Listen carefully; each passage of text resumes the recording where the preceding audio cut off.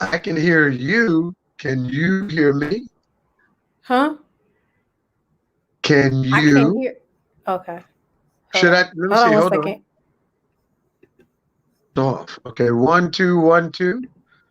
Check 1 2. It's not. Hello. Hello. I can't hear. I can't hear. Uh. You want me to call Ooh, back? I don't know what's happening. Hold on. Hold on. Let's see. Should I call back? It looks like it's not. Hold on. Hold on. Edit. Save changes. Go to. Can you hear me? Mm-hmm. I can't. I can't hear you. Wait. Hold on, my live is messing up. Give me 1 second. I'm sorry. Hold on, hold on, hold on. This is too funny. Mic doesn't work. Okay, are you using correct mic? Click on settings. Uh okay. So I'm doing that. Hold on, hold on. Mic not working. How is my mic not working? Okay. Okay. Go to Wow. okay. I think I know what I'm doing. Hold on. Wow. Give me 1 second. I don't know how my stuff did Okay. not work, y'all. Uh, And everyone on Facebook security is and watching. privacy. Okay. Go to microphone. I don't know. Why is my mic not working? Come on. Okay. It's not working, y'all. I'm gonna leave. I'm gonna go in and out. I'm gonna go in and out. Hold on. Okay.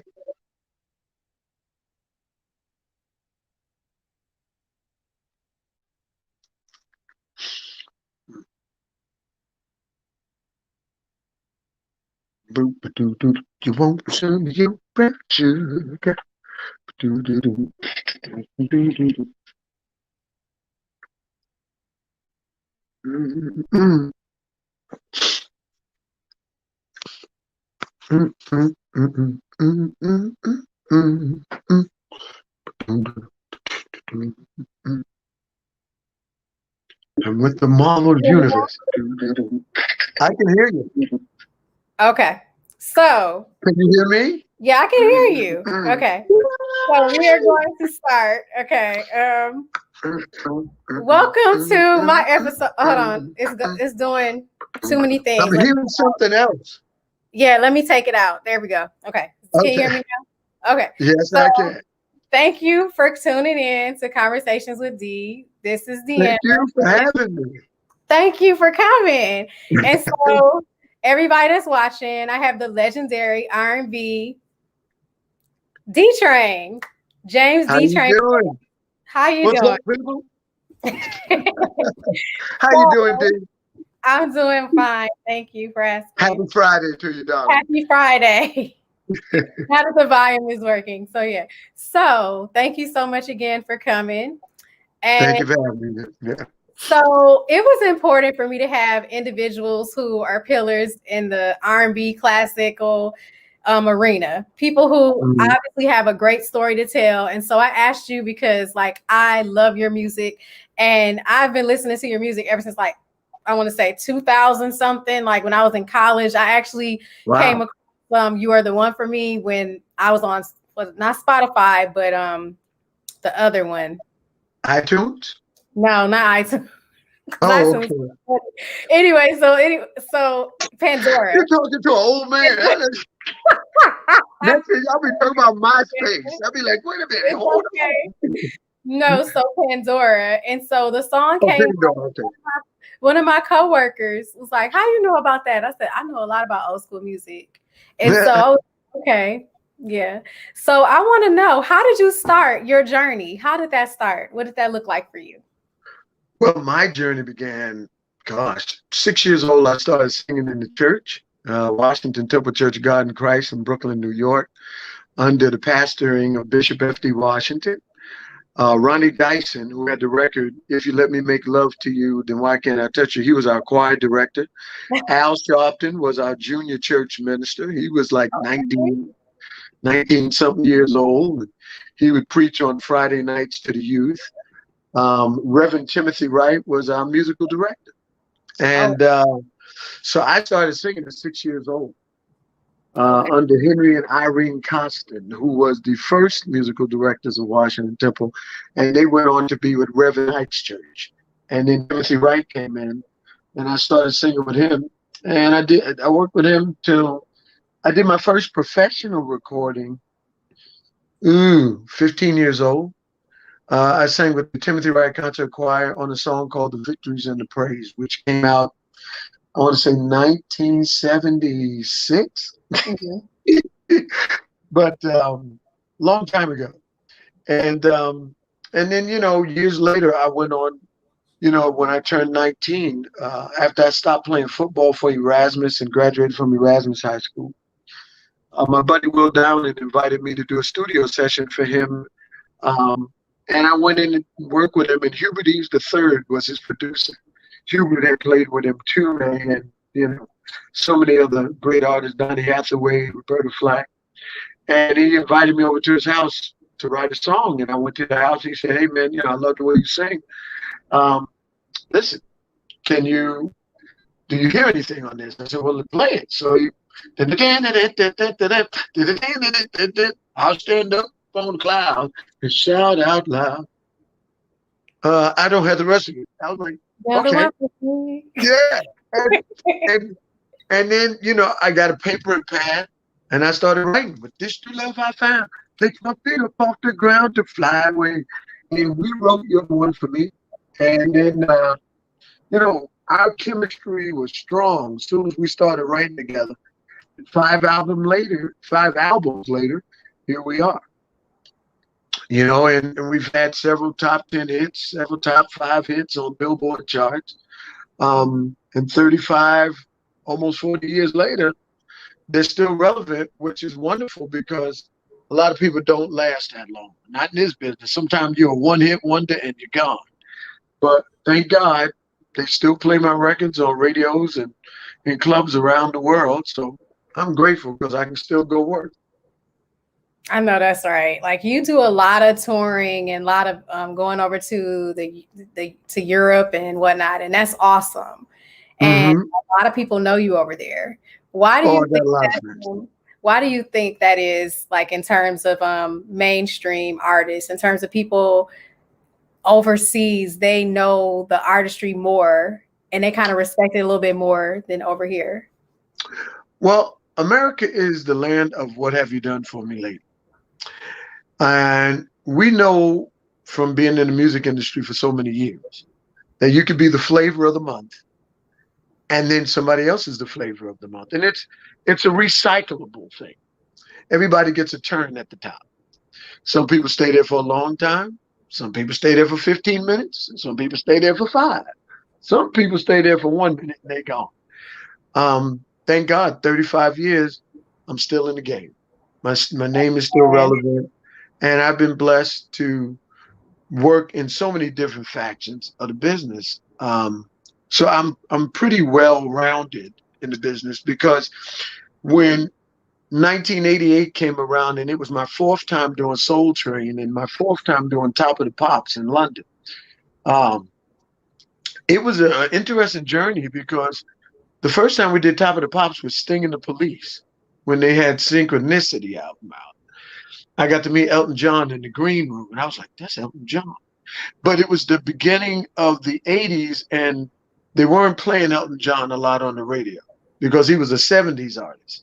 This is before I'm Still Standing, and songs he wrote about Marilyn Monroe came out. And then he blew back up to the top of the charts. So he was relevant in the 70s, then he tapered off. Then he became relevant again in the 80s and still here. So, everybody gets a second chance at the brass ring. It's just like basketball teams. The Lakers may be champions for 3 years in a row, and then they go away and it's the Miami Heat's turn. And then the Lakers come back and they may win it 2 more years in a row. You know what I mean? That's what the music industry is. You can go away for 5 years.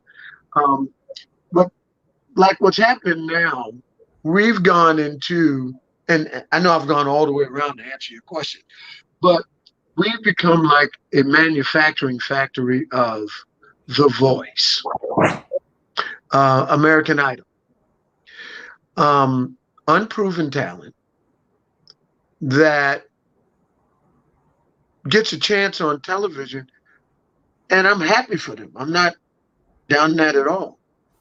But to say that they're the best that we have to offer, no. I see kids on street corners in Santa Monica on the 3rd Street Promenade who can blow most of them away. Most of the music that you hear on the radio, it's recyclable and it's unmemorable these days. And artists may hate me for saying it. And, you know, I had my own radio show at one point on Sirius Satellite Radio. And I've had everybody come on my show from Jet Li to Lionel Richie. And Lionel Richie once said to me, I said, Lionel, what do you miss about, you know, the music of when we were making music back in the 80s? He said, that's simple, Dtrain, the melody. And, you know, what I learned from Luther Vandross and working in the studio with him and many times was it's the silence between the notes that makes the song. So many times young people today, when they sing a song, they got to hit every note. And it sounds like a butterfly going all the way around the room. I want to love. And you're sitting there going, okay. But then it's like you did that before the first chorus. Now what are you going to do in the second chorus? What are you going to do in the second verse? What do you got to offer me? Can you take it any higher? Because you've given me your whole repertoire in the first 8 bars. So there's really not a lot other to give me in the second verse other than ooh. You know, years ago as songwriters, we learned to build the song. You learned how to go from the verse, the introduction to the verse to the pre-chorus to the chorus, you know, to the bridge and everything else. They don't even have bridges no more. I don't think these kids know what bridges are. I hate to say it because music, everything is sampled. They don't even know music anymore because they don't have to learn how to play a keyboard. They don't have to learn how to play a guitar. They don't have to learn how to play a trumpet. They just hit a button and the button plays it for them. And they win a Grammy Award and they feel like they're a genius. And a lot of people are going to hate me for this, but it's the truth and it's real. And we as real musicians who respect each other, we talk about this behind closed doors, but it's the real truth. Kids aren't going to music school no more trying to learn how to play a piano. To them, it takes up too much time and too much effort to learn how to train your hands and your fingers. So when they get on stage, you can't press those buttons. And what I learned in the 80s, when you do shows and all the electricity goes out, then you learn who the real musicians are because the dude that's on the electric guitar will pick up the acoustic and start playing it. The dude that's on the synthesizer will slip on over to the piano and you can continue the show. I can keep on singing a cappella. All right. So we can finish what we started. But in today's society, I would love to see people like a Drake do what he does without the people behind it. Because Drake can't sing. So if he don't have a vocoder on his voice, we're going to find out what Drake really sounds like. And it ain't going to sound like, sound like a buzzsaw to me, you know, not disrespecting the brother. I'm happy for his success. But I'm just saying in terms of talent, he's a billionaire based off of what? You know, I don't even know what you call vocoders or whatever. You know, so there's, amongst real musicians, there's not a whole lot of respect for that. It's a new millennial game. 22-year-olds don't know their history. That's the problem. As millennials and people from the age of 15 to 30, they don't know their history. They know Drake, they know Beyonce, they know Jay-Z, but they don't know Aretha Franklin. They don't know James Brown. They don't know Gladys Knight. And these are the people that paved the way for us, you know, on so many different sides. They don't know Elton John. They don't know Paul McCartney. When Kanye West came out with that song with Rihanna and Paul McCartney, there's just one more second till Sunday. Most of the millennials were saying, wow, that old white man is lucky to be on there with Kanye. You're talking to the Beatles Okay, you really don't know. So my thing is, unless we who do know teach them so they can be better, because you never know where you're going unless you know where you come from. Amen. And if you don't know your history, you can't create your destiny because it's created on things that you know nothing about other than air. Mm-hmm. You know, there's no D-Train without James Brown. There's no D-Train without Luther Vandross or the five stair steps, the Delphonics, Black Ivory, the Shy Lights, the Stylistics, the Spinners, Peebo Bryson, Luther Vandross. There's no D-Train without these people. Parliament Funkadelic. I'm not here without the Barcades. So if they weren't there and I didn't get to learn from them, I wouldn't know how to do what I'm doing. you know. And thank God that I was able to transfer that same energy when I started doing jingles and doing television commercials and learn from a lot of pop musicians who were brilliant musicians who didn't make it in the record industry that started writing 2-minute jingles. Mm-hmm. And that was where I learned how to produce. These guys had to come up with scores, epic scores in 2 minutes, and you had to sing them. And that's where you learn to become a quick read because you got to learn to go, the touch, the feel, the fabric of our lives, the touch, the feel of cotton, the fabric of our lives. You like milk and it shows, it does the body good. You like, I mean, you had to learn it. You had 1 minute. The customer's sitting right there. You want to get paid? Learn it, sing it, and do it. So you learn these things. And so I went from the record industry into the jingle business. And then from the jingle business, I got a call from a buddy of mine, BJ Stone, who was head of black programming up at this radio station back in 2000. He called me up and said, D-Train. He said, there's this new radio station coming out, man, and I would love for you to have a show on it. You're interested? Mm-hmm. He said, I tried to get Will, but Will was busy. Will was unknown. Will Downing, ladies and gentlemen. But what happened was, I went in, he trained me for 3 months, and it was Sirius satellite radio. And I wound up having one of the top radio shows there for 8 years. And it was an experience, it was a learning experience because you learn how to shut up and listen instead of talking. Because conversationally, we all talk over each other. Yeah, child, you know what you're doing. You know you're right. That's right. We just talk conversationally, especially as musicians.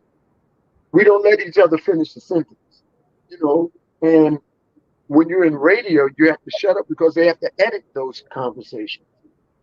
So you can't talk over them because they may want to play back your interview at Christmas or at Mother's Day or. So you learn those things, and then from there, I've come back full circle, back into the record business. I recorded 63 songs. I wrote 63, so I narrowed it down to 16, and I'm going to release that next year. And wow! I'm really excited about it. It's going to be D-Train, the other side of the tracks, because as a kid, I grew up with the best of black music. My dad took me to the Apollo Theater every Friday night to see the Five Stair Steps and QB and Black Ivory and Delphonics. And then when my mother had us bust out into the white neighborhoods, and she said, "Babe, Brooklyn," and that was during the race wars, where you had to be out of the neighborhood by 3:00 because most of the Italian people in the neighborhood didn't want you there at 4:00 when their daddies came home. So there you heard Carly Simon and James Taylor. Oh my God. And you got to learn the music of Elton John at Crocodile Rock. And, that's what they were playing out in those neighborhoods and on the school bus. So I grew up listening to both of those worlds. And then musically, when I got to high school, Will Downing, and I will give him credit for this because he's responsible for D-Train coming together, introducing me to Hubert. But not only that, when we were in high school, he got me into doing plays and into the choral club, and he introduced me to the music of Earth, Wind & Fire and George Duke and Stanley Clarke because I wasn't into jazz. And he was like, "Yo, D, you need to check this out." I was like, okay. And I was spending the night at his house because we were doing a play, the South Pacific. And I was a junior, he was a sophomore. And He introduced me to the music of Earth, Wind and Fire. They had Gratitude out at this time, you know. And George Duke and Stanley Clark had the album Reach Higher. And I was like, wow, you know, this is interesting. And he made me fans of both of them. And many years later, 2012, 2013, 2014, I was called upon by my good friend Rob Mathis to work at the Kennedy Center Honors, to sing backgrounds behind everybody on there with Cindy Mizell, Tawatha H.E., Curtis King. And we worked with everybody for those 3 years for President Barack Obama, which was a great honor. And working with these people, you know, hanging out with Garth Brooks backstage, talking to him about estrogen, you know, because he said, I got 3 daughters and a wife. Too much estrogen in my house, Dtrain. I said, I understand, bro. I understand. Give me more. You know, I'm inquisitive because I want to learn. You know, they say 50 feet from stardom. I've been a star. I've been the guy that's on top. I've been the guy that's standing where you stood. May not have stood there as high on that side of the mountain or got up to the level where you got to, but I stood there. And I'm still standing there in certain arenas. You know, if you go around Europe, I can still gather 100,000 people or 50,000 people at a concert. It's just that in America, we don't know Dtrain because in America, most people think that my last record was in 1982. And when we came out with Something's on Your Mind in 1985, which went top 5, they didn't think it was Dtrain because the club world was fading out and R&B was fading in with R. Kelly. So when Something's on Your Mind came out and went top 5, they was like, who's that? You know, when Oh How I Love You Girl, which is NFL Hall of Famer Harry Carson's favorite song. That's the song he got married to his wife to. And he told me, he said, Dtrain, I love that song. I got married to my wife. Oh, how I love. I said, Harry, play football. Just play football. I got the memories, Harry. Just don't sing to me my same song, please. But I love it. It was an honor to me to work, you know, to hear him say that and then do movies. I got to work on the movies Keeping the Faith with Ben Stiller and Ed Norton.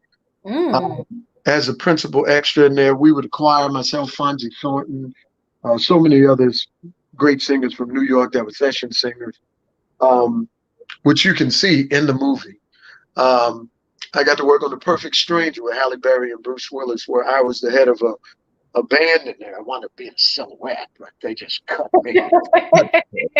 I had everybody going to the movies talking about, Dtrain, you gonna be in the movie? I was like, yeah, I spent 3 days on Park Avenue filming at Cipriani. You know, I'm on camera. And I went to the movie to the premiere and it was like, silhouette. I was like, who's that black silhouette in the corner? But it's cool. I think, you know, both songs made the movie. And you hear both songs in the movie in the scene at Cipriani's, which was the Victoria's Secret scene, where Bruce Willis is toasting his clients. And so, you know, it was fun doing that with Halle Berry. And she was gracious enough on set, called me over. She was like, Dtrain, I have all your albums. I'm sitting there going, oh, all your movies. Really? You know, when she came up to me, she ran up to me and she was getting ready to hug me. And I was like, oh, how you doing, Halle? I stuck my hand out because I was afraid. I was afraid to touch her. I was like, yeah. But it was cool.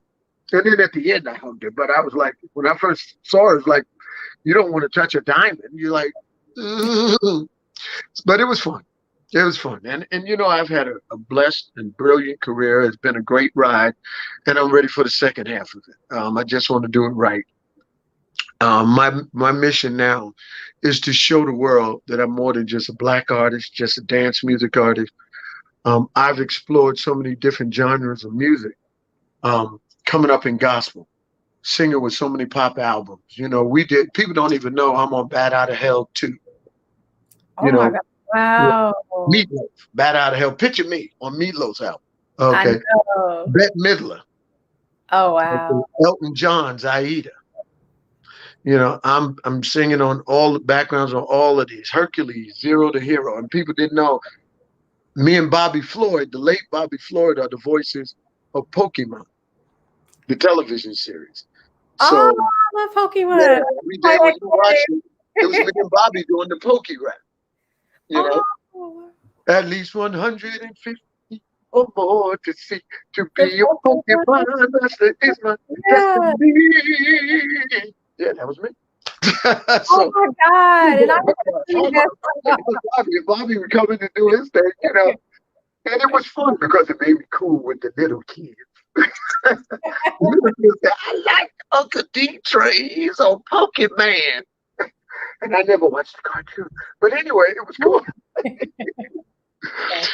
Yeah.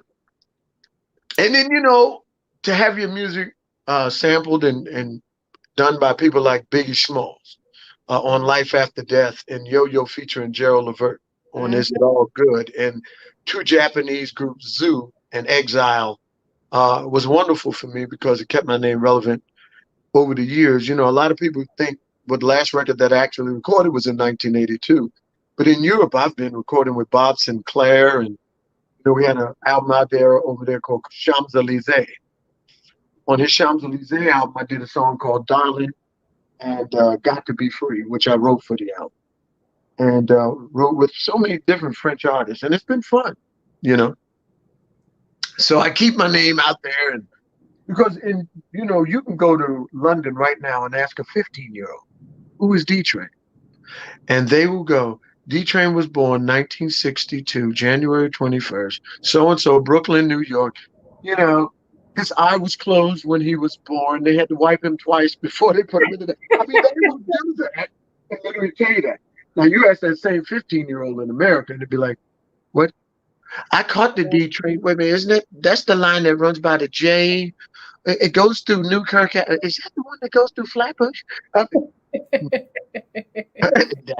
because what happens is in America, you the only thing they know about is the last 15 minutes. They don't know about the last 15 years or 35 years. And that's it because they don't know their history. And so they can't create their destiny. They can sample it because you did it for them. They don't have to try and, you know, do You're the One for Me because they can't play it. They can't play like Hubert Eves. They can sample Hubert Eves, but they would never get on that stage and play with him because they don't know how to play. Yes. You got to put in the effort and you got to put in the time for musicians to really respect you, you know. And we as musicians, we don't down the people, but it's time somebody told the truth. And it's things that we say every day. You listen to Gladys Knight sing on The Masked Singer and let her take that mask off and find me 5 young ladies that can blow away Gladys Knight or Patti LaBelle today. You will know. And it ain't going to be Taylor Swift. No. It won't be Adele. They even though they're gifted and they can sing, they can't sing like Gladys and Patti. And they doggone sure enough won't touch Aretha. Aretha got rest of the and passed by herself. Because what happens is artists made you feel. See, there was a difference between today's artists. Artists today, you can hear, you can listen to. But there's a difference between hearing and listening. I can hear your voice. Am I listening to you? Maybe, maybe not. But when I listen to you, that means I'm paying attention. And that means you got my attention. And very few artists of today can get my attention. You might catch my ear because I'm flipping through the radio station, but you may not get my attention. There's a street kid out there on 3rd Avenue Promenade that can get my attention. And he might be 12 years old with a guitar that can play like Stevie Ray Vaughan. I'm going to stand there for a half an hour and listen to him. Because most of the talent that we have in America gets squandered. And most of the gifted songwriters like a Paula Cole, you know what I mean? Or a Rumer, whose names you've never heard. But if you investigate Rumer, who sounds exactly like Karen Carpenter, or you investigate Paula Cole, who's a brilliant songwriter. I know who she is. Yeah. You won't, you know, they get lost in the wayfare, you know? She did the And theme song for Dawson's Creek. I don't want to wait for my right, time to right, be. Yeah, right. yeah. And you know what happens is artists can write so many songs and make so many albums, but when radio won't play you, it's sort of like it feels like because there's only 10 slots for terrestrial radio as we know it. The WBLSs, the Z100s, and radio that we know in New York Mhm. and around the country. There's 10 slots. So where does Dtrain fit into a 10 slot New World Order? Or Will Downing for that matter, who's a great artist and brilliant, and all of his albums are great. Awesome. But where do you hear Will Downing? Where do you hear Dtrain? Except on a Friday night when they're doing house music. What happens is we're into the flavor of the month. And the flavor of the month, unfortunately, doesn't last very long because from 1990 on, I can question most people. There's a few artists that may help you remember, but from 1995 on, other than pop music, and I was in Europe during most of the 90s, so I can't totally speak on American music. I don't remember most of them. And even when I hear it today, I'm like, who's that? When did they come out? Because what happened was in 1988, when I bowed out of the game, music had changed. New Jack Swing was in. Teddy and Guy had entered the game. Hip hop and R&B merged. And it was funky and it was slamming, but it was one groove all the way through. And Teddy's a bad boy. Do I think that it diminished a little bit? No, because he got so much out of it. He got so much mileage out of it. He got Michael Jackson out of it. Remember the time. I mean, Teddy's a bad boy. What he gave you on record and what he can give you as a musician is two different things. Because Teddy is like Quincy Jones as a musician. But what radio and airplay allowed him to be was so much less. It's one groove, funky, slamming, give it to you, make you move. That's it. And that's what the people want. What I love about Prince is you didn't dictate his time, you didn't dictate his tone, you didn't dictate his melody, the period he was going to release, whatever he was going to release, how he was going to release, how he was going to look when he released it. And he didn't care whether you liked it or not, whether you played it or not.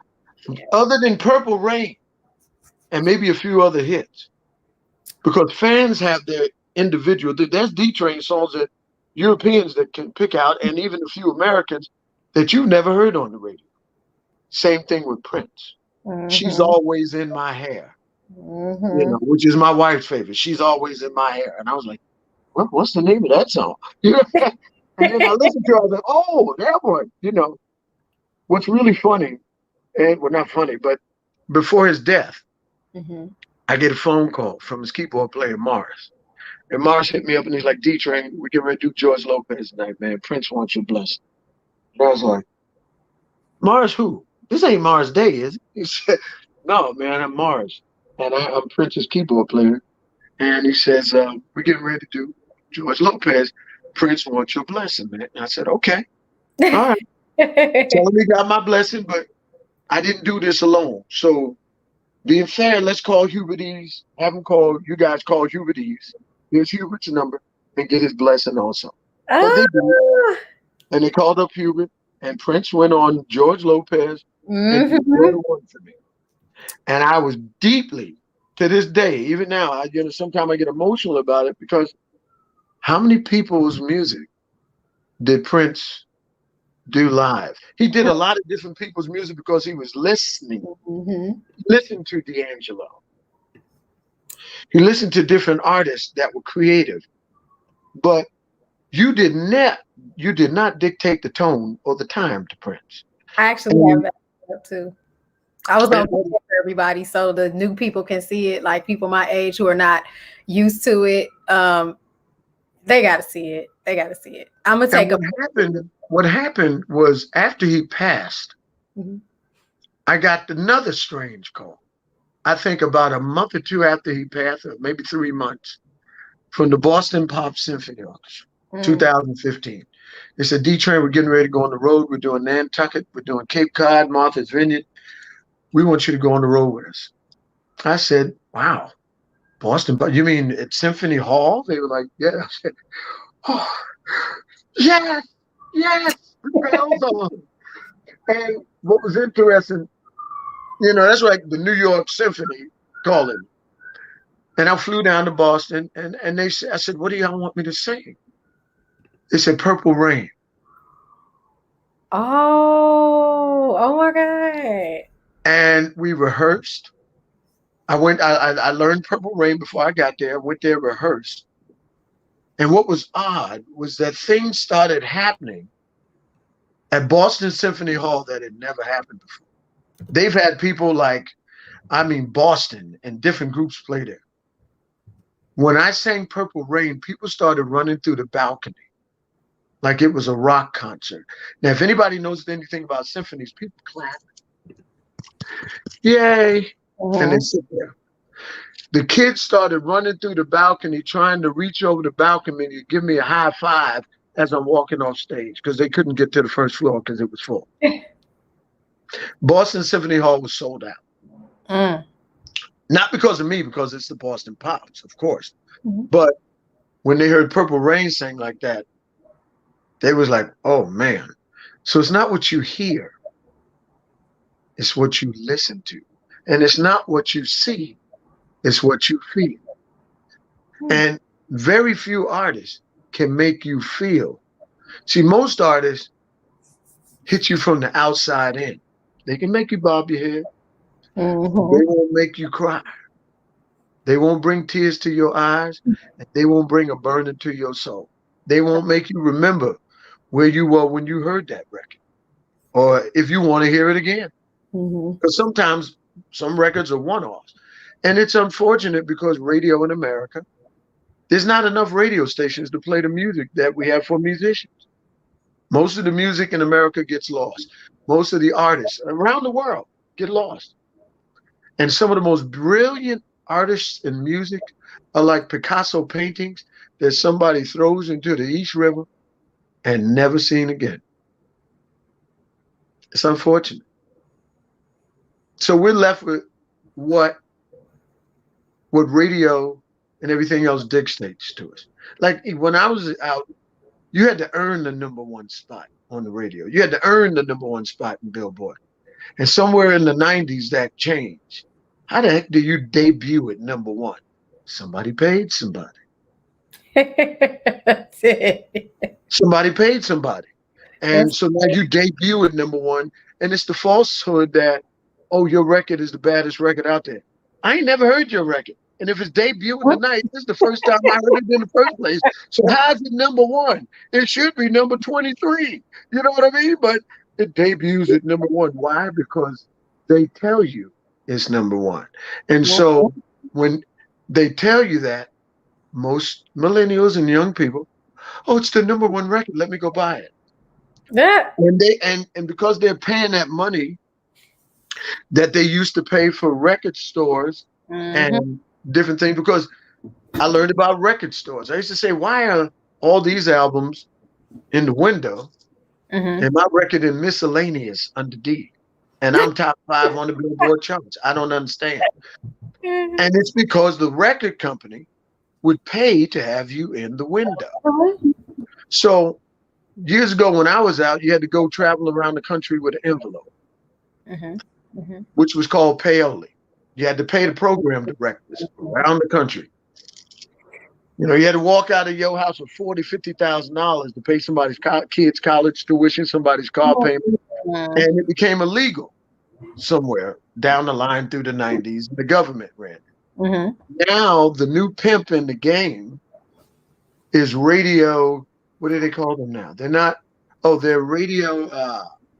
Not radio programmers. I forgot what they call them. Editors, engineers. No, they're not radio engineers. They're the radio guys that get your songs to the radio stations. I forgot the terminology for it, but It's like you call me up and say, "Hey, D-Train, I got a new record coming out." Okay, so that'll be $10,000. I'll get you on BLS, and it's the same pimp game, but it's just a new name for it. What's the new And name? it ain't with the radio station. Promoters. Radio promoters. That's what they call themselves. Okay. That's the new pimp in the game. Radio promoters, and they're doing the same thing that they did during Paoli, but it's just they're not affiliated with the radio stations. True. They go to the radio stations on your behalf to get your record played, but you're still paying the same $10,000 that you would have to pay the record promoter. I mean, the radio station, the program director. So it's new pimp, but it's a different game. That's pretty much why a lot of people in the industry right now, like new artists, I think that's why some people are saying their career is so relevant. And I mean, not to knock anybody, you know, you do what you need to do. It's okay. But I know for me, I respect artists from back in the day because, like you said, if it wasn't for Aretha Franklin, it wasn't for people like Shaka Khan, Prince, all of them, there would not be a Beyonce, a Rihanna, or any of them. They would not. The funniest thing, not to cut you off, I worked with Beyonce and Jay-Z. I worked with Beyonce on the Katie Couric cruise when she sang "You'll Never Walk Alone." I was standing right behind her in the choir. We had a group of singers from, you know, our collective of jingle singers in New York who got called on to do movies and films, and you know, and we got to work with the top artists in the industry. I got to work with Jay-Z when he did the David Letterman show with Pharrell, and he called him for real. And it was my good friend Fonzie Thornton who dragged me into more sessions. I love you, Fonzie. Fonzie Thornton and Audrey Wheeler have gotten me into more sessions. Danny Thomas and Daryl Toots have gotten me into more session work than I can ever imagine. I thank you guys. Audrey is phenomenal. She is phenomenal. We did the Chicken album. You know, when Audrey called me up, D, you want to do Share? I said, wait a minute, you mean Sonny and Share? She said, yeah, we're going to do Share. So we sang on the song The Power. And that's me, Audrey Wheeler, and Ada Dyer singing backgrounds behind it. With 50 Cent. Oh my God. I seen that post. I did. I liked it. I said, oh my God, that's amazing. Yeah. So when you work with that level, that high level of entertainment, you learn that music. And so I've taken what I've learned over these past 40 some odd years, and I've applied it to my music. I love new age music because I meditate and pray every morning and do affirmations. I guess the older you get, you become more spiritual. That level, that high, you know, because when you're younger, so much of what you do is based on ego. Yeah. Not that you have a big one, but it takes a certain amount of ego to get up on stage. It takes a certain amount of ego to go into the studio. It takes a certain amount of ego to stand in front of an audience. And my mother always taught me how to keep my ego in check. She said, it's not about you. It wasn't then, and it isn't now. Because sooner or later, they're going to find somebody to replace you. That's right. And there's 4 stages, they say, in an artist's life. The first stage is, get me D-Train. Because your record is #1. Get me D-Train. Yes. And then, while you're out there running around on the road, the second stage in an artist's life is, get me someone like D-Train. And then the third stage is, get me a younger D-Train. Wow. And then the fourth stage, because you've lasted so long, is get me D-Train. And they come back full circle to where they began at 40 years ago.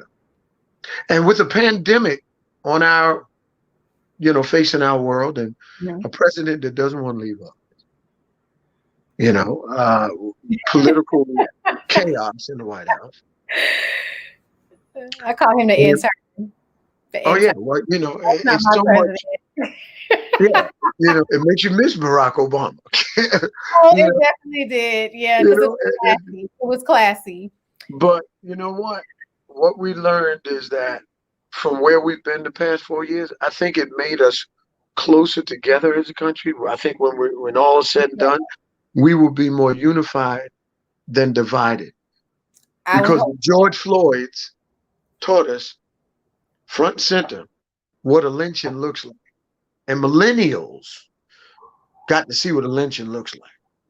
I got to see it in, 50s, 60s, because I was born in 62. So when they killed Martin Luther King, I remember them blacking out every television station and just showing the balcony of that hotel. That's all you saw. I remember when they killed JFK. I was there. And, you see them black out and show the shot going in and him falling over on his wife's lap over and over and over again for weeks and months at a time. Young people today have not seen that type of violence. Well, they have in the streets if you live in the hood or any type of hood. But to watch a man die on television and no one be prosecuted, and the police officers all go free, they're put on desk duty for a minute, and then they go back to Wendy's, McDonald's, and have lunch. And they just killed your brother or your sister or your niece in Tawana, you look at the people's names. Our list for Black people are so long, it just, yeah. We've dealt with this for 300 plus years. They need to go back and look at Emmett Till's story and see the anger and the anguish that his mother felt when they took a 12-year-old boy from his uncle's house and tortured him all day long and cut off different body parts. Because that was the first thing that most of those white militia groups would do, is cut off your private parts. Now, imagine being a 12-year-old tired of having that happen to you in the middle of the night and then getting beaten all night long till you're disfigured. That was the story of Emmett Till. And his mother was brave enough to show the public what he looked like when they were finished with him before they took him to the funeral home. See, they don't show the pictures of what he looked like before they took him to the funeral home. They show the pictures after, when he looked nice and they had to put a hat on his head in his coffin because his head was smashed in. But if you see the before picture, then you will understand racism in its fullest in America. And that has always been our Achilles heel, racism. White people don't have to worry about being pulled over, being, now the cops, when they pull you over, their hand is on their gun. It ain't like, can I see your license and registration? It's, can I see your license and registration? Let me see your license and registration, And I understand they're afraid. So you wonder how much is protect and serve and how much is it kill or be killed. And why is it if it's a black man, you pulling over, your hand is on your gun and your holster is already unstrapped when you're walking up to my window. But if it's a white kid in the window, or a white woman, or a white young man, weed could be blowing out the window. They can smell the weed and they be like, let me see your license and registration. I mean, unfortunately, look at this. They killed George Floyd with no weapon.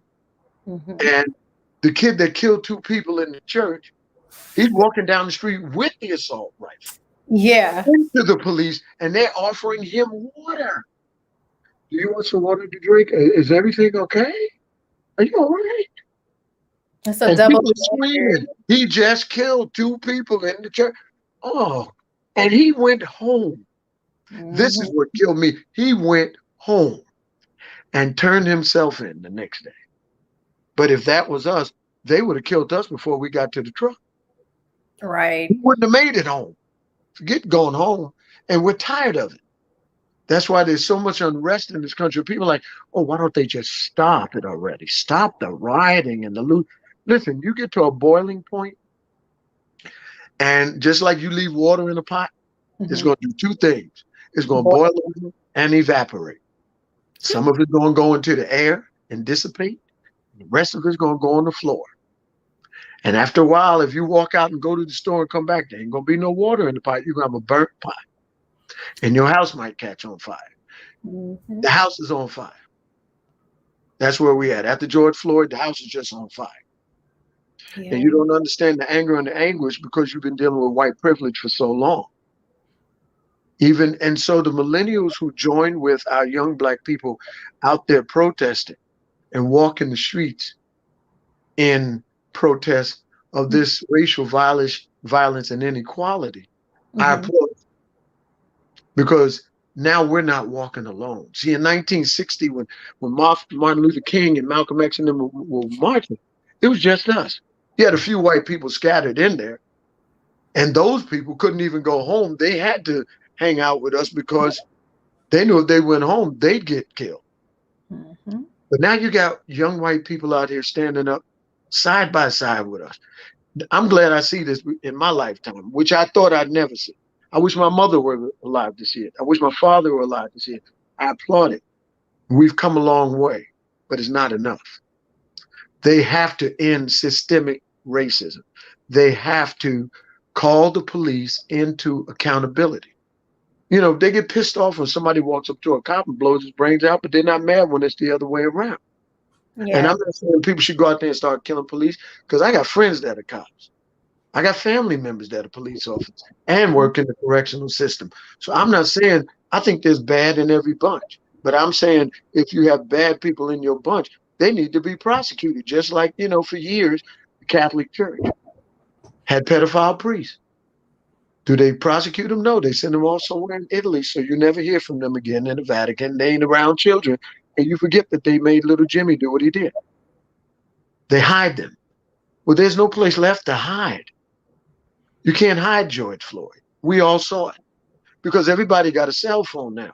And every time you pull out your gun, we're going to pull out our cell phone. That's our weapon now. You can't get away with it. You ain't going to get away with it. Just like you know who we are when we robbing people on the streets.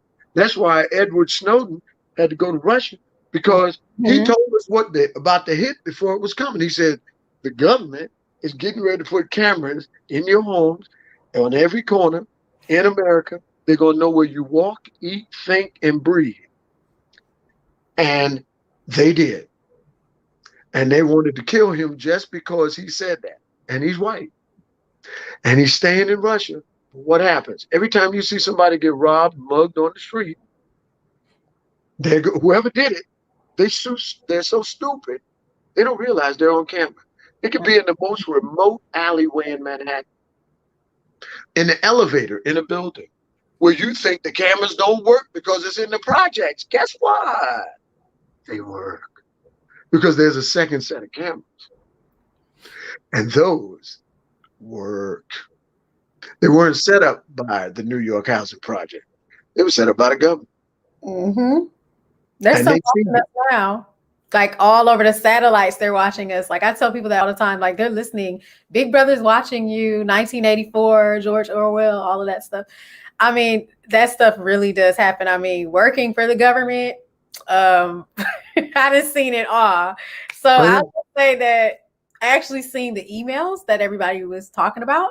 Those emails with somebody, that's all I'm gonna say. And they were not that serious. It was kind of like what we do on a daily basis, like going online, applying for jobs or whatnot. Who doesn't do that? People do it all the time. I've done it. I still do it. Anyway, at the end of the day, stuff happens. And so, yeah. Yeah. It's I mean, it doesn't excuse it though, but it does happen. And I mean, being 35 or whatnot, seeing like the young man, Kawan Charles, he recently, it was done just like Emmett Till. They're now trying to say that he drowned. He did not drown. Please, you beat him. You know exactly. Not in a foot of water. That face. Less than a foot of water. Yeah. It was just like Emmett Till. And who's going to take the hit? See, that's the problem. Who's going to take the hit? Who's going to take the hit? See, child without permission, and the mother's trying to investigate that now. And also, what about the young man in Georgia where they found his body behind the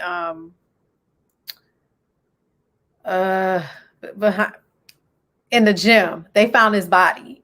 And they're trying to cover that up. And his organs were missing. Come on, that's the black market. They've been doing that for years. And they did it again with another young man that was former military. They're doing it. I mean, if you go online and see how much a kidney goes for, kidney goes for a lot of money. Right. Black market, if y'all don't know, guys, millennials, my fellow people, look it up. Black market is real. Yeah. True. That's true. It's really sad. And so like a lot of people, they'll say, "Oh, y'all are too woke." No, I mean, I'm aware of certain things, thank God, because my grandmother, she's from Arkansas. So she made sure that I didn't view things through rose-colored glasses, and I wasn't somebody who, when I got old enough, was oblivious to what's going on, that I had an understanding that I knew what it was. I knew what racism was, discrimination, prejudice when I was in elementary school. A lot of my classmates who were white, a lot of them, they did not like us. They tolerated us. And a lot of my black friends to this day, because they were so popular, and mind you, in elementary school, they're like, "But you were popular too." I said, "I guess," but I really wasn't worried about that stuff. But anyway, I didn't care who didn't like me. I still don't care. And I just told them, like, they don't like us. They tolerate us. And that's unfortunate. Not all people are bad. There's good and bad and ugly in all groups of people. And like I tell my students, the person who kills somebody, that's the person who does it, not the race, not the group. That person does not represent that whole group of people. That person represents what ugliness is and what should not happen. And you don't go and hate the whole group of people. You don't go do that, because that's what prejudice is. That's what racism is. That's what discrimination is. And what's really funny is when people, funny not in a ha-ha way, but when people say, "Oh, black people can be racist." No, black people don't have enough power to be racist. First of all, we have been oppressed systematically. We have people who have oppressed us. We can be prejudiced, we can discriminate, but we cannot be racist. We don't have enough power to do that. So when people say, "Oh, reverse racism," okay, well, no, somebody's probably discriminating against you, and you can file an EEOC, Equal Opportunity Commission complaint. Go ahead.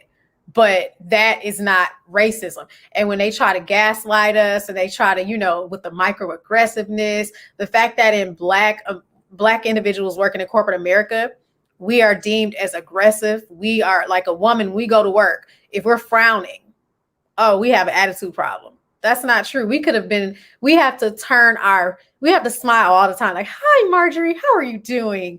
And we could have lost somebody that same day, but we have to smile. If we don't smile, we're wrong.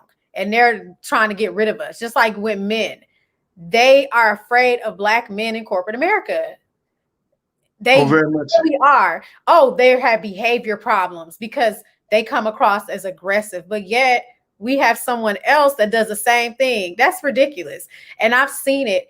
And we have to stick together. We really do. Because some of us are, what's the word? New Negroes.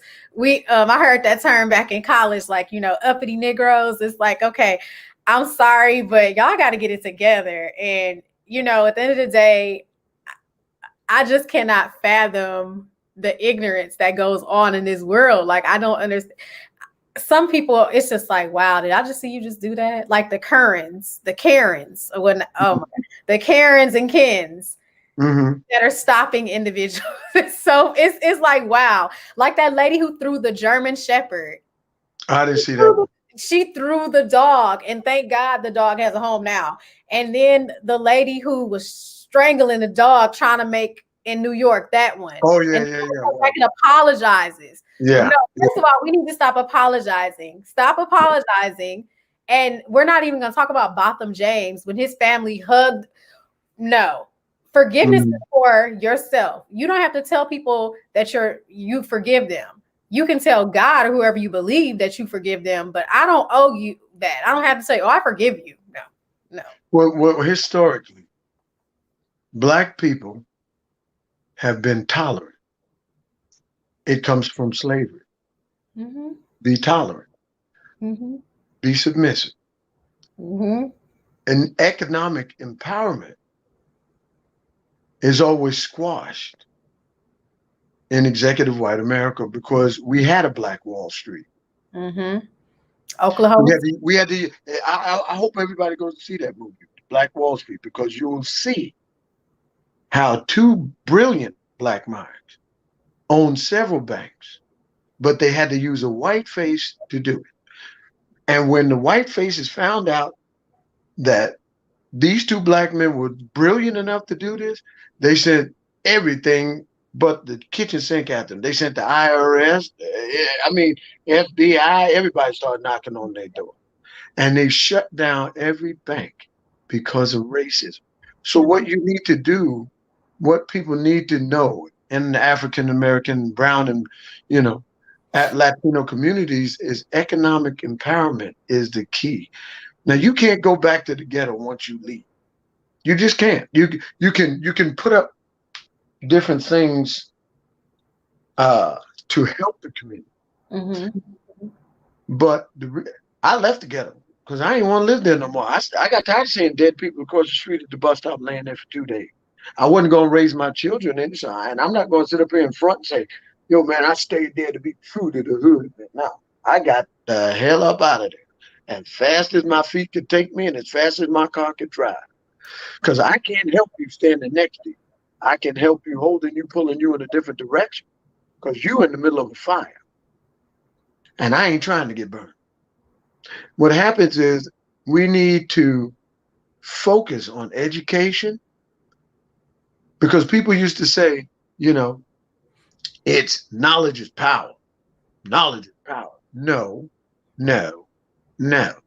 The effective use of knowledge is power. Yeah. Because it's just like love. Love it, and it's just like money. The love of money is the root of all evil. When people say but here's the thing. Money is no good until you use it. Now you can hoard it and hold on to it and worry about who's going to ask me for some. But it ain't no good until you go to the store and spend it. Love it the same way. It ain't no good until you give it away. It's what you give, not what you get, that promotes you to the heavens. It's what you give. And when you leave here, it ain't what you got that people are going to remember. It's what you gave. They don't remember the words you said, but they remember the actions that you took. Mm-hmm. If you're a mean person, but you talk about love all day, if you're a pastor who cheats on his wife, let's not go into the religion, but, or beats his wife. Oh, Lord have mercy. Hallelujah. But I'm just saying. No, I'm laughing because people. It's true. It's true. And we've had enough televangelism to go. And then, they don't get caught, they get busted. And when they get busted, then, with their pants down, then it's like it's too late to say, oh my God. But what happens is we elevate people to a place that we hold in our mind. Mm-hmm. And we need to get back to the point where we look up, not in front of them. Because a man in front of you can't save you. Mm-hmm. Man in front of you can't elevate you. You're right about that. Man in front of you does not control your destiny or your future. Amen. And he can't block your pathway. Because my mother often, there's a saying that says, it's not what's around you, behind you, or in front of you that matters. It's what's inside it. It's not the dog in the fight. It's the fight in the dog. It's true. You may beat me down, but if I keep getting up, you're going to get tired. And when you get tired, it's my turn.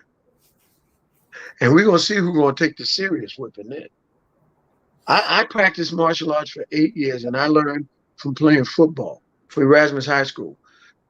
The ones that are the most well-conditioned with their bodies, those are the ones that last to the end. It's not the ones who's muscular or bigger or stronger. And it goes back to what the scripture said. The race isn't given to the swift nor the strong, but he who endureth to the end. If you can outlast them, you win. You may get knocked down today and it keep looking like they running down the road way past you. But sooner or later, they're going to hit a brick and they're going to trip. And you might be walking, but you're going to walk up on them and you're going to walk past them and you're going to keep on moving. Yeah. That's the way life is. Because what happens is life happens. Life happens. My brother-in-law, he died 2 weeks ago. God rest his soul, at the voting poll. At the voting poll. Going to vote. Died when they put him at the front of the line. And oh my God. Long story short, they take him to the hospital.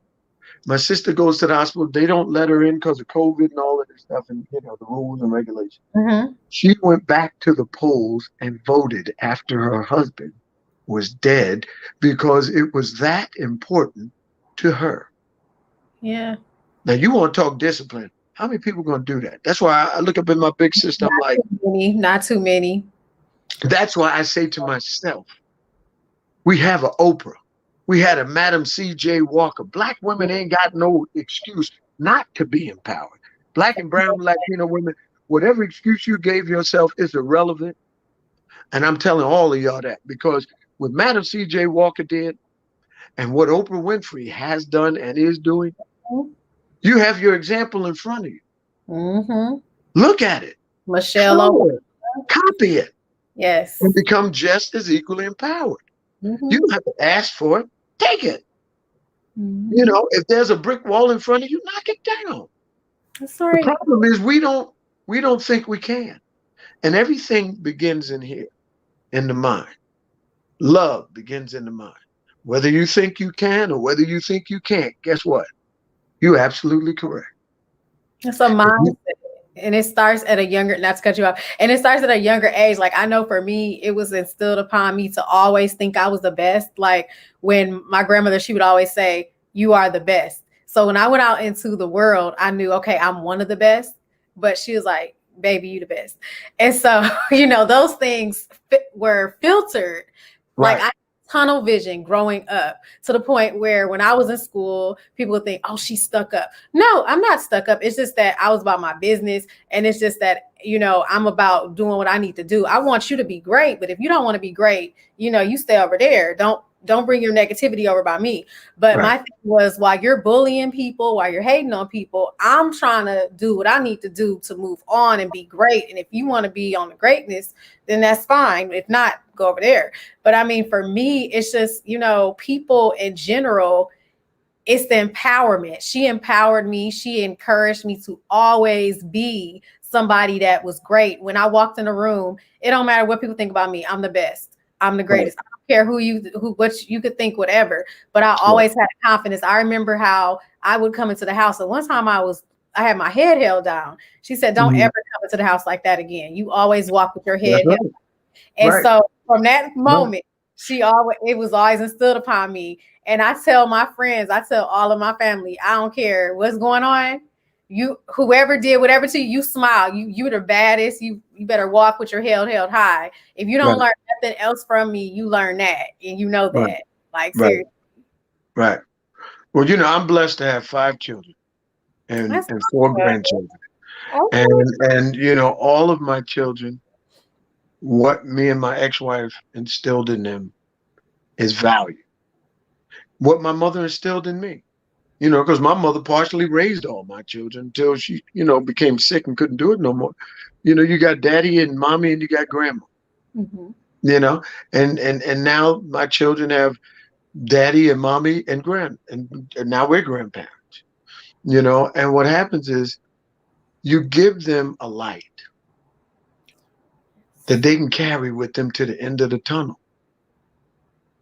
And now their way's going to get dark because there's going to be times in their lives when they get dark.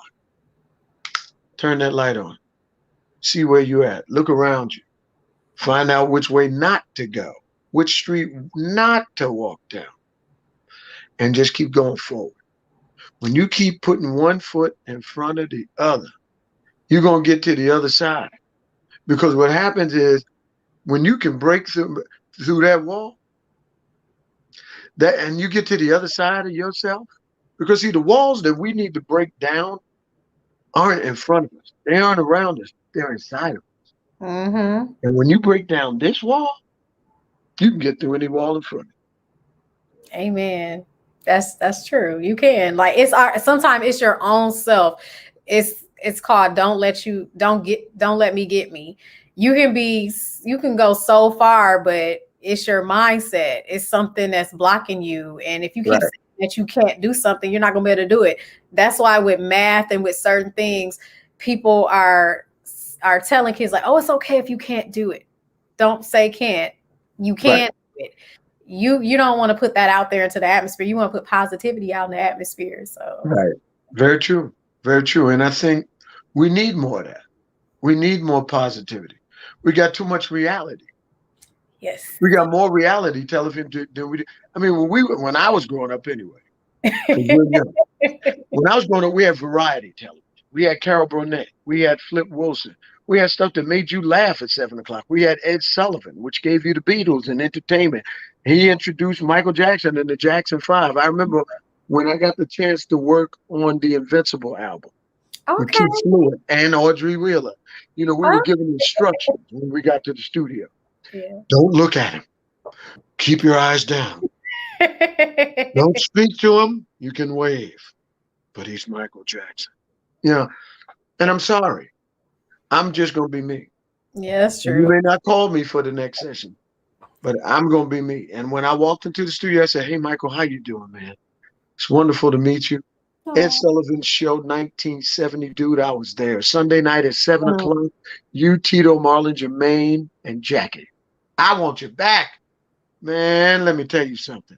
I went and grabbed me a broom so I could play like Jermaine. I ain't care about Tito because he couldn't dance. And Michael laughed and we started talking.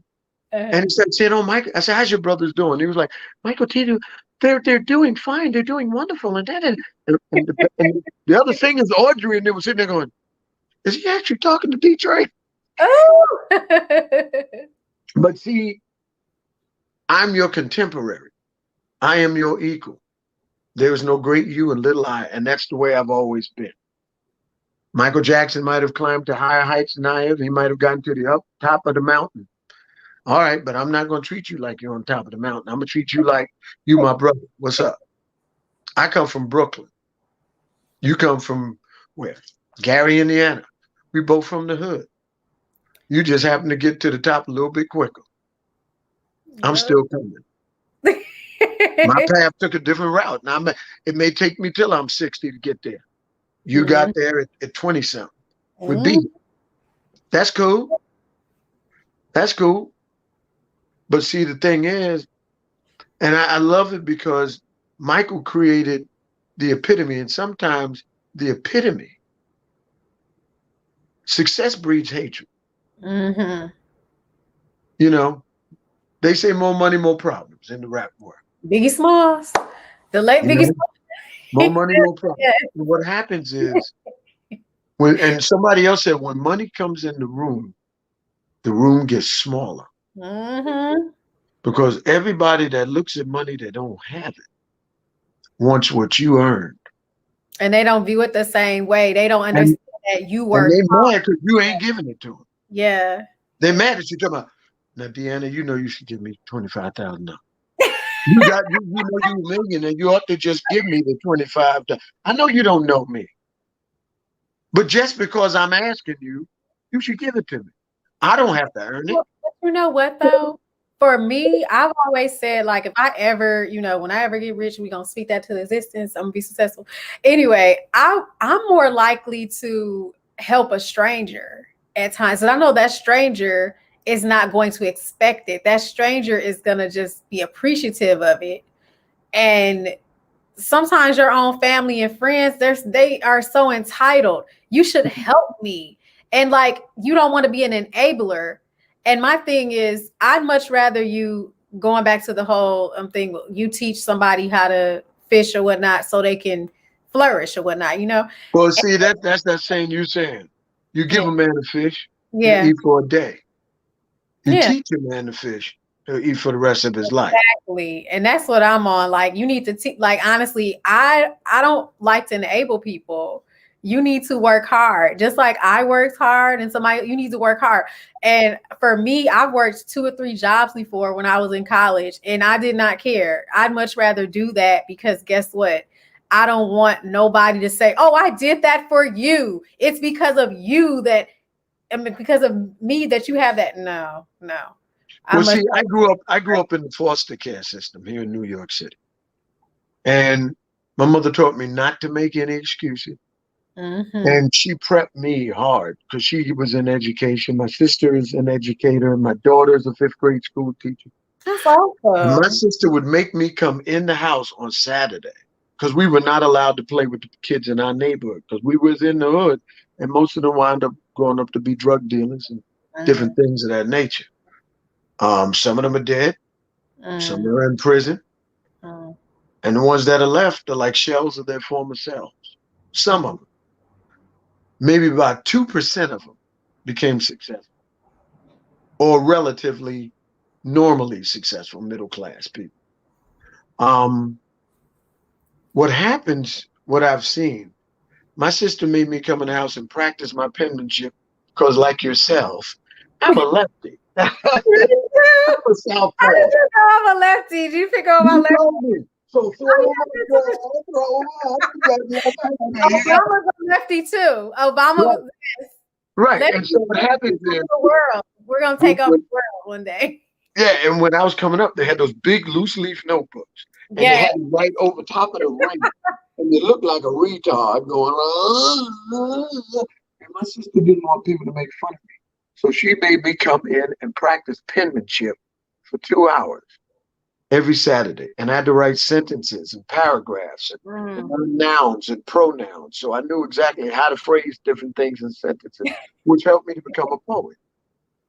But it really improved my penmanship because my daughter, when she got to high school and she failed the test, she learned the art of forgery. And she came home with a test one time. I was like, you know, you clean the house, and I'm looking at this test that said like it was 60 something. I was like, Lindsay, want to talk about this? I didn't meet you, Daddy, but you got such good handwriting. I was like, no. And we had a long talk about it, but there's no easy way out of this life. No, it's not. You gotta go through this life. And you're gonna have good days, you're gonna have bad days, you're gonna have days that challenge you. And that's the reason why God leaves the front door of your life closed. I'm saying that to everybody. The front door of your life tomorrow morning is closed. After the next hour is closed. You know? You don't know what's going to happen at 10 o'clock tonight.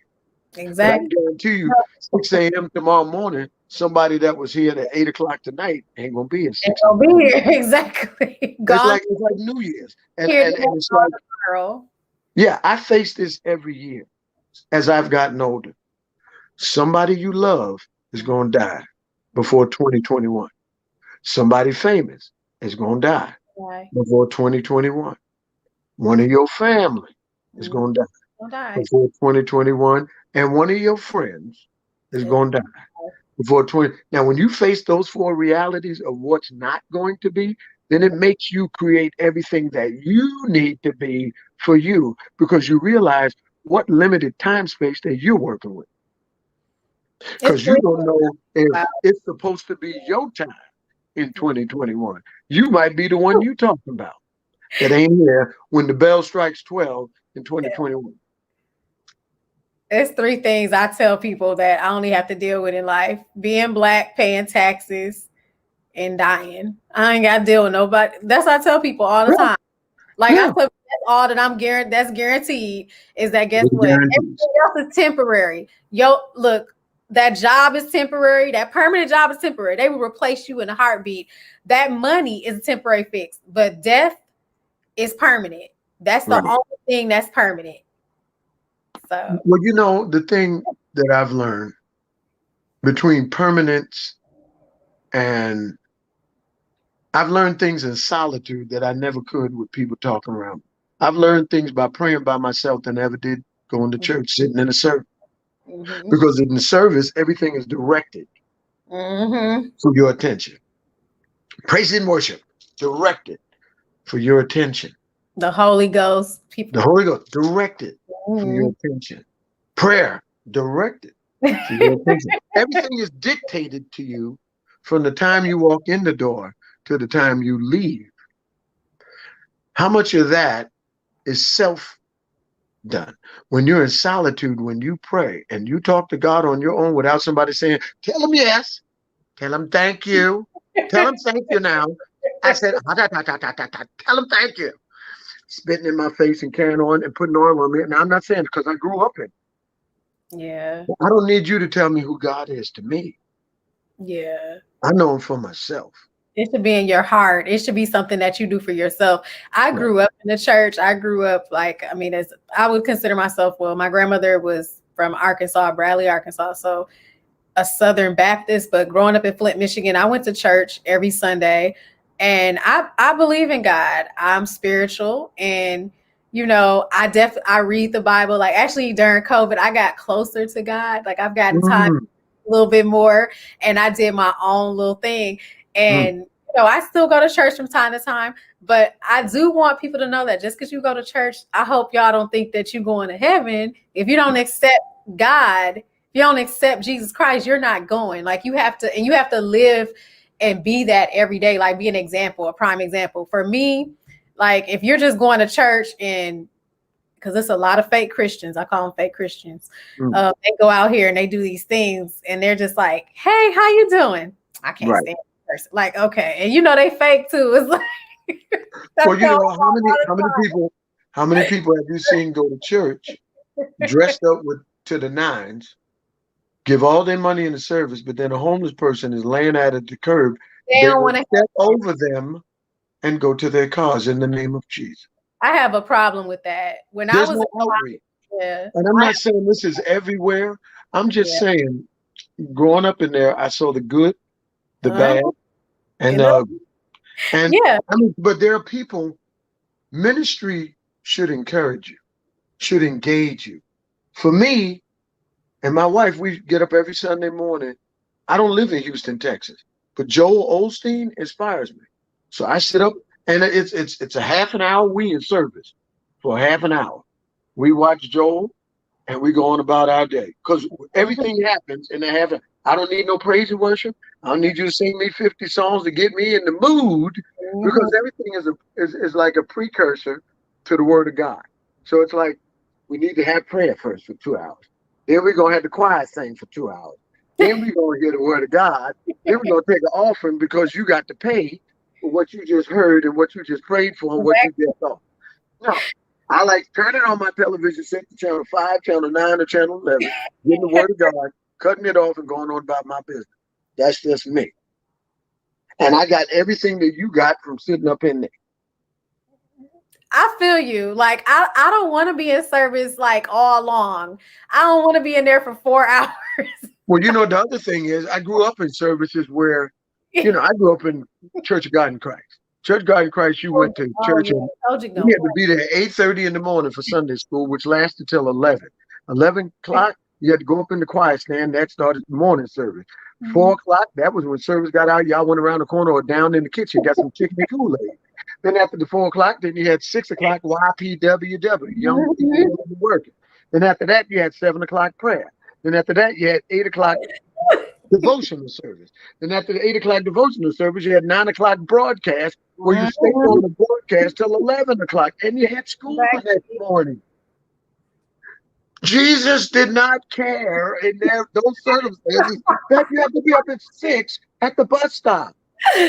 Not to your mama who was in Church of God in Christ. She's like, you're going to stand there.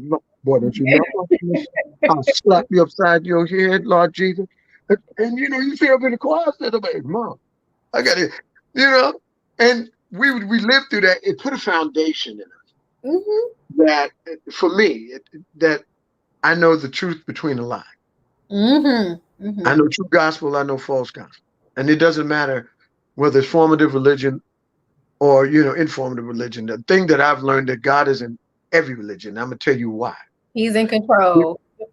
He is in Catholicism. He is in Zen Buddhism. He's in Dalai Lamism. Because when he's in the Nation of Islam or true Muslim. Because everybody is calling him by a different name. Based off of their scripture. If you looked at the Quran and the Bible, it looked like the same book. Same teaching, same ethics. Does everybody follow? No. No.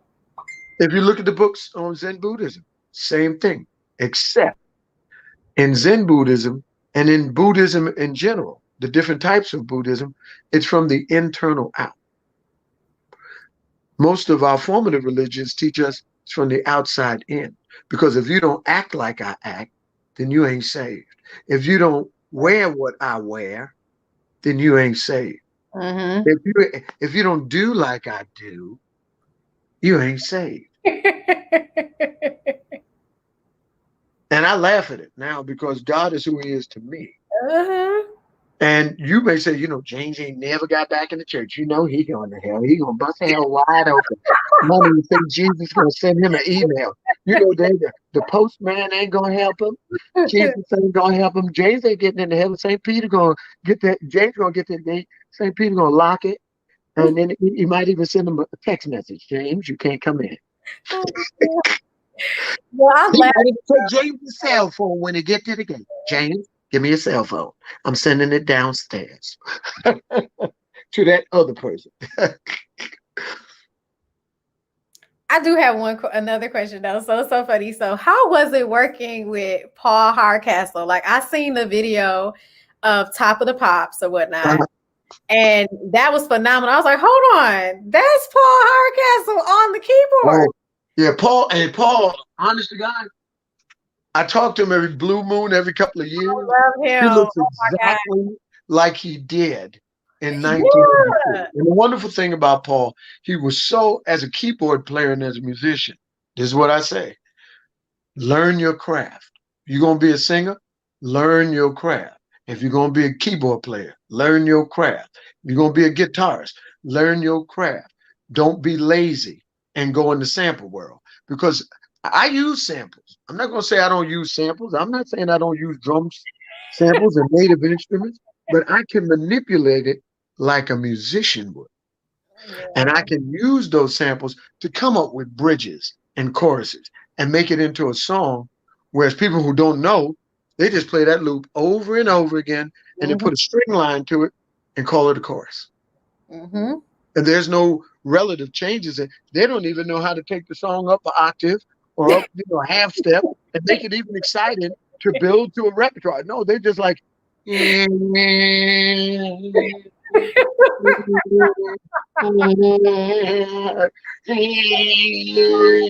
it's like, and then they win a Grammy Award. It's like, yeah, man. You know what that's about. I wrote this song, Yes, I wrote it. I'm a brilliant genius. Look at me. And I'm sitting there going, not that I'm hating. Oh no, But if I come into that studio and turn the electricity off, can you sit down at a piano and play for me? If I turn that guitar amplifier off, can you pick up an acoustic guitar and play for me?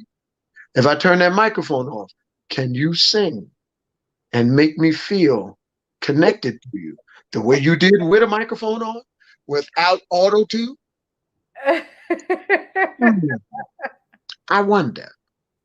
Not so many people can do that now. Like when I think about a lot of the artists, I think of people who, like, for instance, Aretha Franklin, Patti LaBelle, El DeBarge. I mean, let's see, Shaka Khan, Prince, I'm naming all these people, Luther Vandross. They all sound different. Nobody can sound like them. That's what makes it special. And like now it's just like, oh, everybody sounds the same. Everybody want to throw in runs, and everybody, it's like, what makes you special? Well, back then, you knew Peabo Bryson from Teddy Pendergrass.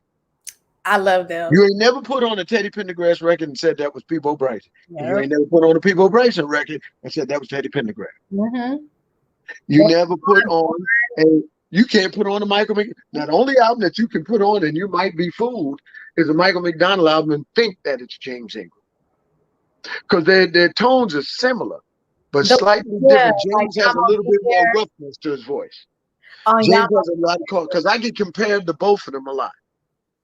I get compared to, but how many male vocalists out there do you have that can belt? Can really belt? Not many. That can get into well, I hate to say it, but women used to throw their panties at Teddy Pendergrass.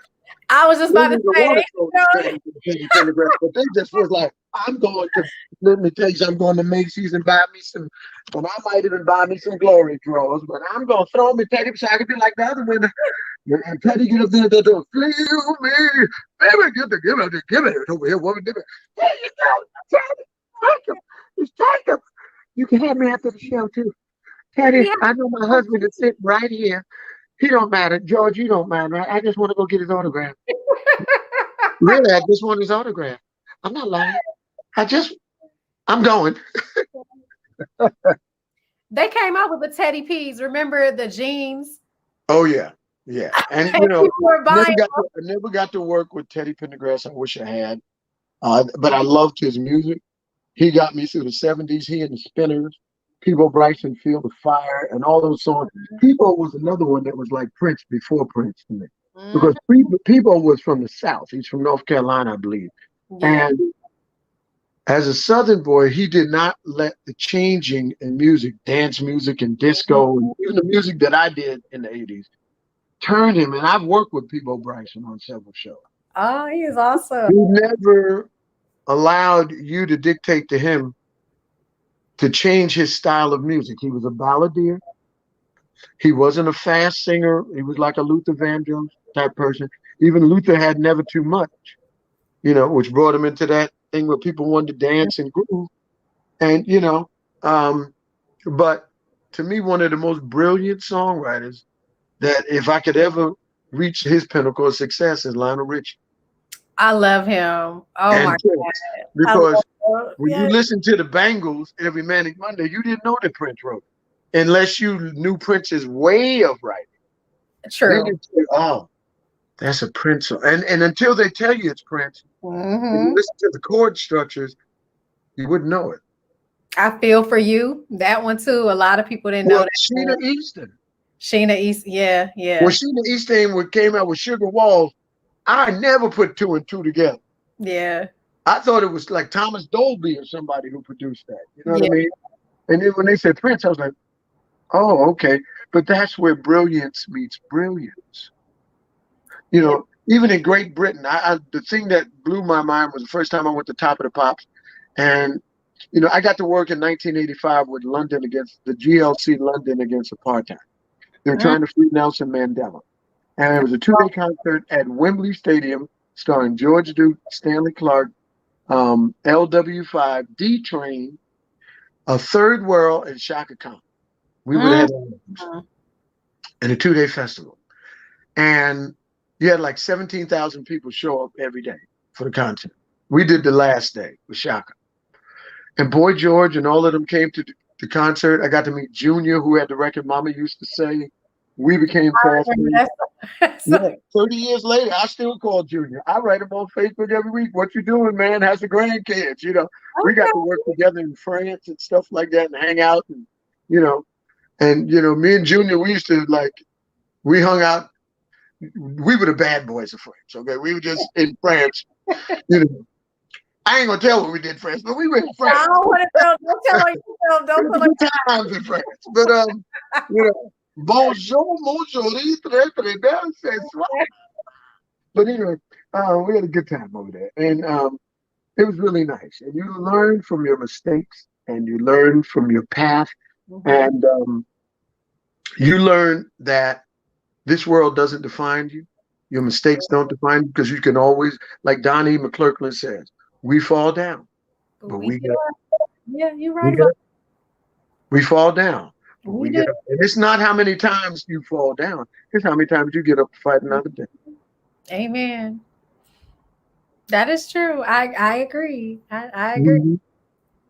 I agree. Like this has been interesting. Oh my God. Yay. I'm looking at the time. I'm like, oh my God, it's getting late. Oh, it's okay. But anyway, I want to thank you for having me on the show, and thank you for coming. Like, oh my God! We've been friends on Facebook for years, and I know. Can I tell them this though? So, I hit Mr. Dtrain up. So I'm saying Mr. because I don't know. I was ready. Lord, she made me feel. Oh Lord, so Dtrain, I hit him up, and I was like, "Can I interview you and whatnot?" And he was like, yeah. And so he called me, we talked and whatnot, and we had a good conversation before this. And thank you so much, because you didn't have to do this. Like, nothing about me. And I appreciate that. And then found out that he knows one of my faves or whatnot, a lot of my faves. So that's awesome. Yeah. And it's just, I mean, honestly, like I learned a lot that I did not know. And that's the whole purpose of this, is to learn things and to, have informative information to give to people, mainly my millennial counterparts. I love y'all, but some of y'all, we gotta do better. But anyway, we do.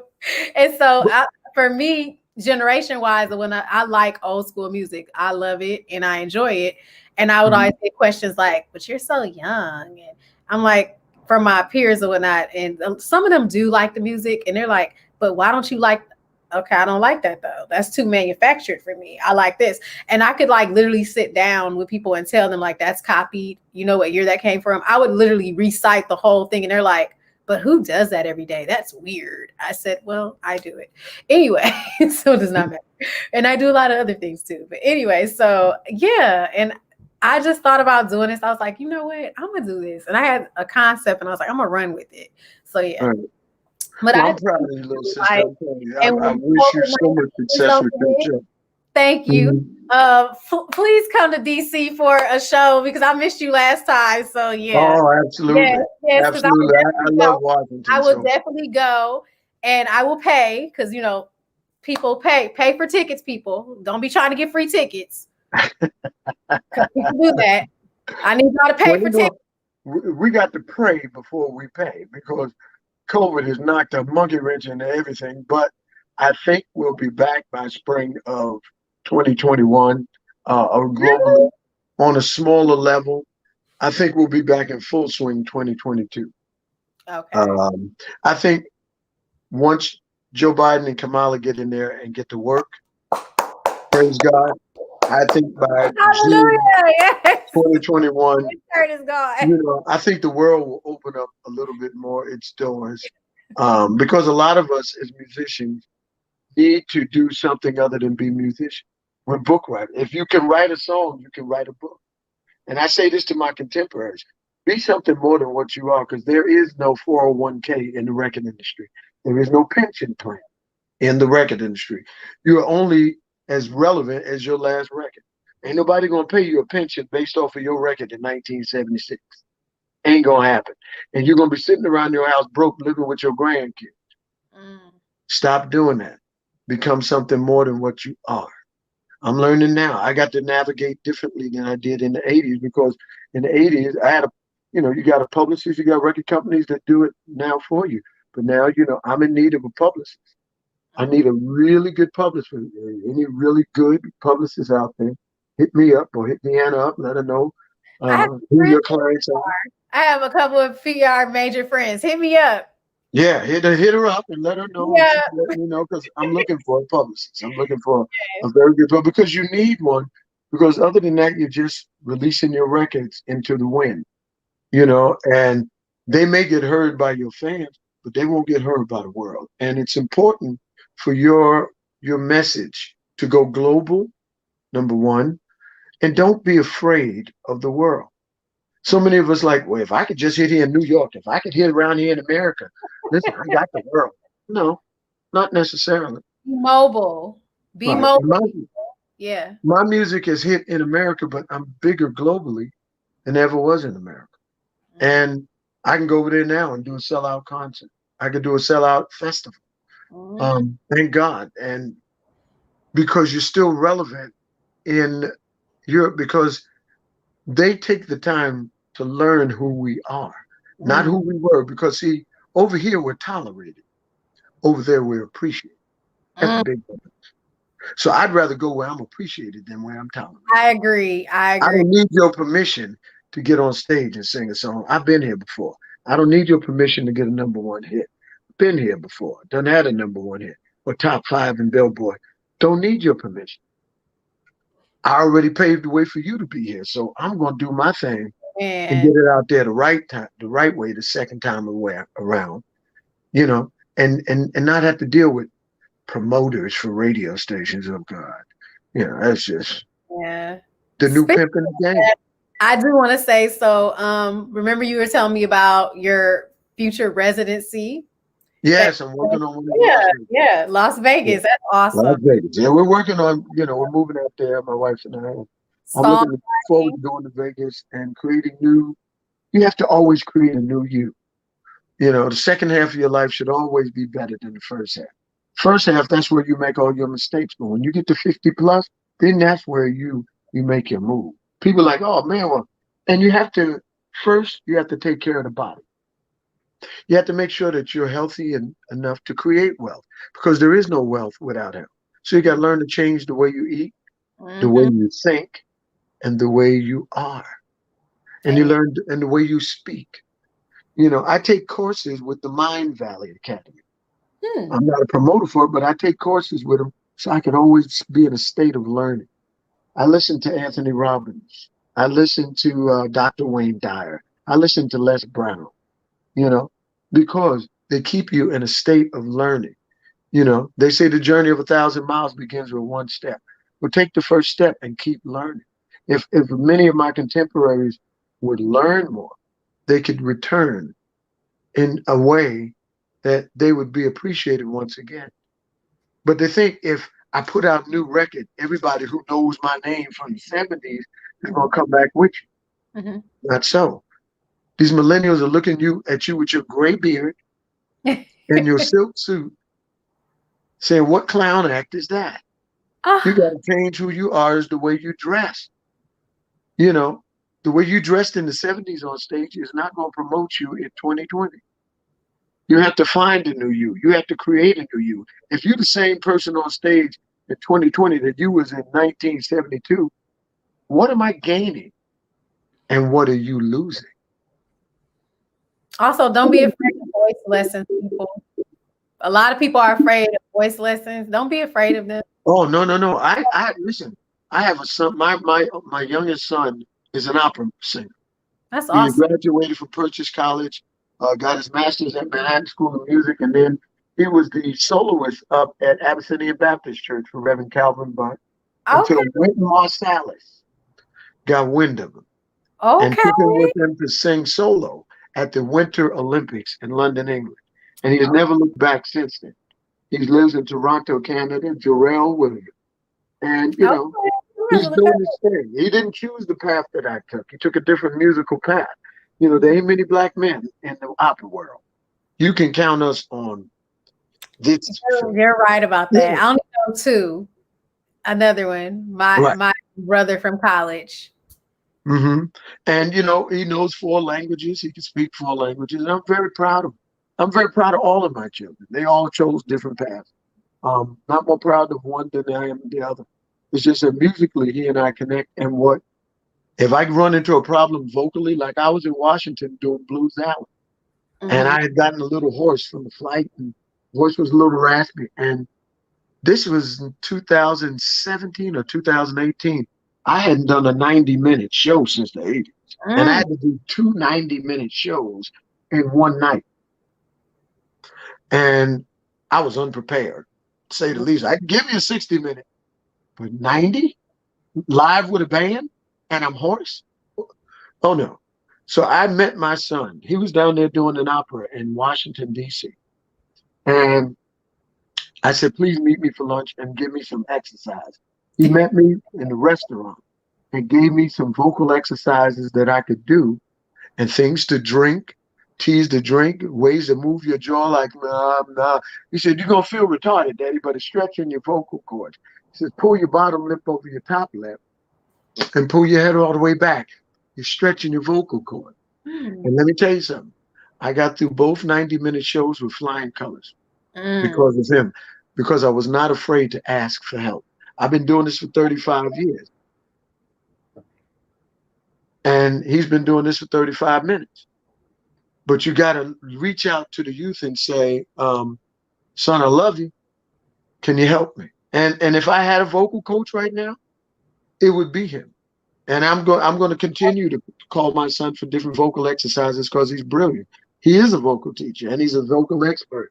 I came up the old school way where you stand in the choir going, Lord, and the louder you sang and the hoarser you got, the more Holy Spirit everybody got. Yeah, Jesus. You know, And and that's that's the way it was. That's good. Like a lot of people don't know this, but like I guess like for millennials, a lot of us, some of us don't want to take voice lessons. I take voice lessons or whatnot. Well, I'm in a voice class, but like, and I'm about to be doing voice lessons to get back with that. But anyway, so shout out to Aretha Scruggs, my voice teacher, my yes, I had to shout All her. right. Anyway, so look, I'm plugging everybody. So anyway, so look, it's all good. So at the end of the day, a lot of people don't know this, but you have to take them to help your voice. And even like when you're a teacher, it helps you. Like if you're speaking, you need vocal lessons so you don't get dry and so you don't hurt your voice. And they're very important. And a lot of people, they do not want to take mainly a lot of millennials. I hate to say that, but some of us don't. I don't need vocal lessons. Are you trying to say I can't sing? And I said, No, not only millennials. No, I'm talking about people that are my age and older. They don't want to take it. See, millennials, at least they have some type of excuse because of lack of knowledge. When you're 58 and 60 and you've been doing this for 60 years or 50 years or 40 years or 30 years, and you think that I don't need to do that because I had a hit record in 1941. I don't need to do that because everybody knows that I can sing. Well, you telling me I can't sing? It's worse on my end than it is on yours. Really? And we know better. Like, we know better. It's kind of, I think like it's arrogant a little bit more because like with the younger people, it's people, and I'm not naming any names because we know a couple of people that really need. Well, my best guy friend / little brother from college, he would name them. But anyway, he's always like, D, they need vocal lessons. Like, who is telling them that they need? I said, maybe they're not horrible. Right. I'm like, you just hard on people. He's like, they. I said, no, they not that bad. They not the worst. I mean, But some people is like, I don't know. Some people are, I don't know. I'm not gonna bash no. I'm not bashing nobody because I'm not. That's not what it is. But some people, they could be a lot better. Like, and a lot of people have improved, and they're like, wow, that's amazing. But yeah, there are people that need voice lessons. Voice lessons help you. It's not a bad thing. And ear training too. I'm getting better with my ear training, thank God. Because it improves your ear training. Not only that, one of the greatest female vocalists that I know in this world, Vanice Thomas, Ada Dyer, and Lisa Fisher.